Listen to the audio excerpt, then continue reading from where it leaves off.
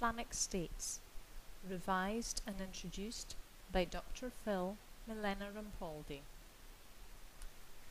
Before presenting the most important ideas of Dr. Üçok's book and the concept of Islamic feminism, we would like to thank the author's daughter, Bahriye Üçok, Mr. Aygun Uzunlar of the Association ProMosaik, visited in Ankara for her kind permission to publish her mother's book in English, German, and Italian.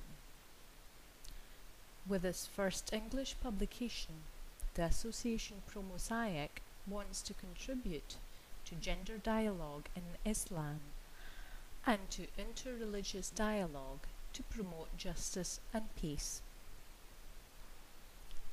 We are convinced that gender justice, as we have already shown on the basis of Professor Al-Ansari's essay about political rights of women in Islam, is a vitally important aspect of a world made up of diversity, justice, and tolerance.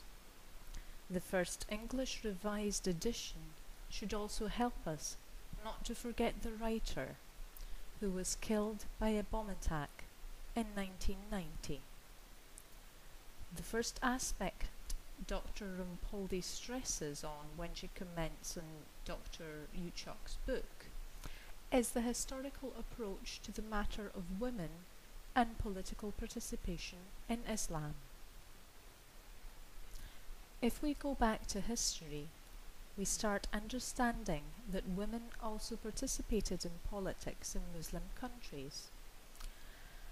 Starting from this historical reality, we can see how Islam originally granted extended political rights to women, and exactly these rights should be re-granted to women in Muslim countries today, overcoming segregation and exclusion.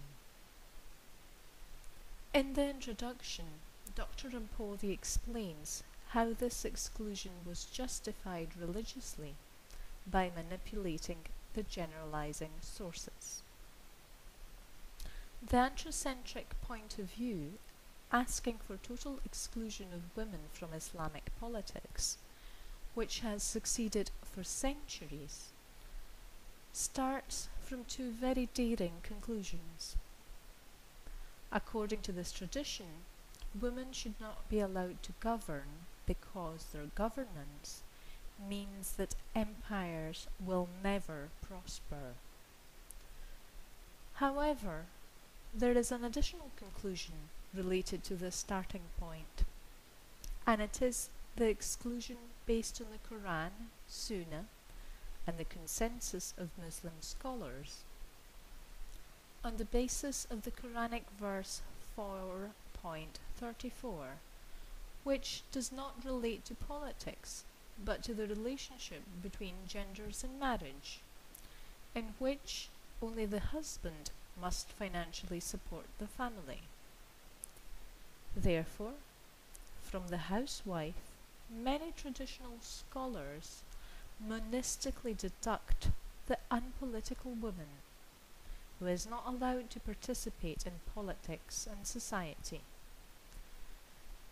They even go a step further, affirming that female rule is even haram, that is, forbidden by Sharia law. However, they take another step by affirming that women do not have the intellectual and personal skills required by a ruler. In opposition to all that, let us have a look at history. Let us read the stories written by the Turkish author about women ruling in Muslim states, from India to Egypt, from Bhopal to Salgur, from Machin to Kutluk, to quote a couple of examples. Let us understand Islam in plural.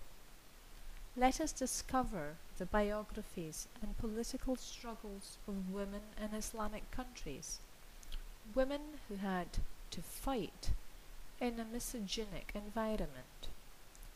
What ProMosaik considers the great contribution made by Dr. Üçok is her historical analysis concerning countries and cultural environments, conditions and modalities according to which women ruled states during Muslim history.